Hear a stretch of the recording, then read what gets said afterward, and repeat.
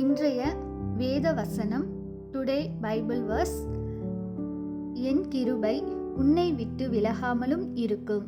ஏசாயா 54வது அதிகாரம் 10வது வசனம்.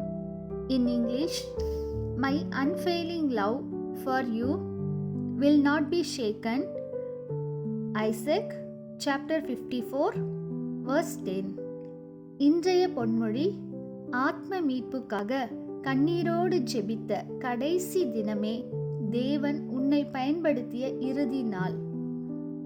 அன்பான தேவ பிள்ளைகளே, பேரரசரின் அற்புத ஊழியங்கள் வழியாக வேத தியானத்தை உங்களோடு பகிர்ந்து கொள்வதற்காக கர்த்தருக்கு நன்றி சொல்லுகிறேன். சகோதர சகோதரிகளே, கர்த்தர் உங்களை பார்த்து சொல்லுகிறார், அவருடைய கிருபை ஒரு நாளும் உங்களை விட்டு விலகாது.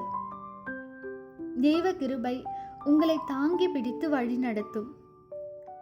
நீங்கள் அவரை விட்டு விலகினாலும், அவரை நீங்கள் நினைக்காவிட்டாலும், அவருக்கு தூரமாக நீங்கள் விலகி சென்றாலும், வேண்டாம் என்று சில நேரங்களில் உதறிவிட்டு நீங்கள் சென்றாலும், அவர் உங்களை விட்டு விடாமல் அவருடைய கிருபையும் அவருடைய இரக்கமும் தேவனுடைய தயவும் உங்கள் ஜீவனுள்ள நாளெல்லாம் தொடரும். சில நேரங்களில் இந்த பூலோகத்தில் மனிதர்களாகிய ஒவ்வொருவருக்கும் மனக்கவலையும் வருத்தமும் பாரமும் மன அழுத்தமும் வறுமையும், இப்படிப்பட்ட அநேக நேரங்களில் தேவ கிருபை நீங்கள் ஒரு சோர்வுற்ற நிலைமையில் நிற்கும் பொழுது உங்களை தாங்கி நின்ற உங்களுடைய சொந்தக்காரர்கள், உற்றார் உறவினர்கள், இவர்கள் யாவரும் உங்களை கைவிட்டாலும் கூட தேவ கிருபை உங்களை கைவிடாமல் உங்களை தொடர்ந்து வழி நடத்துகிறது.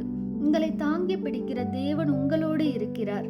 கர்த்தர் உங்களை ஒரு நாளும் கைவிட மாட்டார். நீங்கள் செய்கிற ஒவ்வொரு காரியத்திலும், நீங்கள் படிக்கும் பொழுதும், நீங்கள் உறங்கும் பொழுதும், நீங்கள் எழுந்தாலும் அமர்ந்தாலும் நின்றாலும், வேலை காரியங்களிலும், உங்களுடைய சிந்தனைகளிலும், உங்களுடைய நினைவுகள் யாவற்றையும் அறிந்திருக்கிற தேவன், அவருடைய கிருபை ஒரு நாளும் உங்களை விட்டு விலகாது.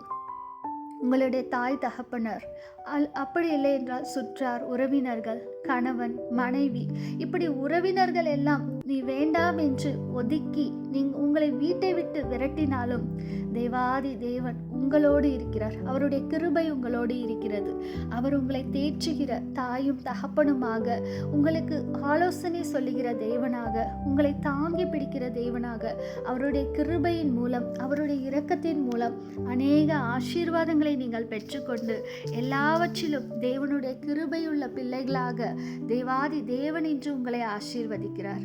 வாருங்கள், தேவ சமூகத்தில் ஜெபிப்போம். கர்த்தராகிய இயேசு கிறிஸ்துவே, அப்பா உமக்கு ஸ்தோத்திரம். ராஜாதி ராஜர், பரிசுத்த ஆவியானவர், மகிமைக்கு பாத்திரர், என் தேவனாகிய கர்த்தர், அப்பா இந்த நேரத்தில் இந்த வேத வாக்கியத்தினை தியானித்து கொண்டிருக்கிற அப்பா ஒவ்வொரு பிள்ளைகளுடைய அப்பா வாழ்க்கையிலும் அவர்கள் எந்த நிலைமையில், காரியத்தில் தோல்வி, அப்பா திருமண தடைகள், இதில் ஒரு கிருபை இல்லையே, எல்லா முயற்சிகளும் செய்தும் தோல்வியாய் இருக்கிறது, அநேகரால் கைவிடப்பட்டு யாரும் அப்பா தொட்டு தூக்குவதற்கு கூட ஆள் இல்லையே, வியாதி படுக்கையில் கிடக்கிற ஒவ்வொரு பிள்ளைகளையும் கர்த்தாவே, இருதயத்தின் ஏக்கத்தை காண்கிற எங்கள் தேவனே, யாரும் இல்லையா சகாயம் செய்ய, ஒருவரும் இல்லையா எங்களோடு என்று தவிக்கிற அந்த பிள்ளைகளோடு அப்பா நீர் கர்த்தாவே என்று அவர்களோடு அவர்களது கரம் பிடித்து அப்பா நீர் கொடுத்த வாக்குத்தத்தத்தின்படி ராஜா, உன்னை விட்டு விலகாமல் இருப்பேன் என்று சொன்ன தேவன், உம்முடைய கிருபையினாலும் உம்முடைய இரக்கத்தினாலும் ராஜா, உங்கள் கிருபையும் நன்மையும் அவர்களை பின்தொடரட்டும். ஜீவனுள்ள நாளெல்லாம் கர்த்தாவே உங்களை ஆராதிக்கிற பிள்ளைகளாக, உங்களுக்கு சாட்சியாக நிற்கிற பிள்ளைகளாக நீர் அவர்களை ஆசீர்வதித்து ராஜா, என் தேவாதி தேவன் அவர்கள் கரம் பிடித்து நீர் நடத்துவதற்காக உமக்கு நன்றி சொல்லி அப்பா என்னை தாழ்த்தி உம்மை உயர்த்தி உமக்கே ஸ்துதிகன மகிமை யாவற்றையும் செலுத்தி ஜீவனுள்ள தேவாதி தேவன் அப்பா உமக்கே ராஜா எல்லா நன்மைகளையும் என் தேவன் நீர் ஒருவருக்கு மாத்திரம் செலுத்தி என் தேவன் இயேசு கிறிஸ்து நாமத்தின் மூலம் ஜெபிக்கிறோம் நல்ல பிதாவே, ஆமென்.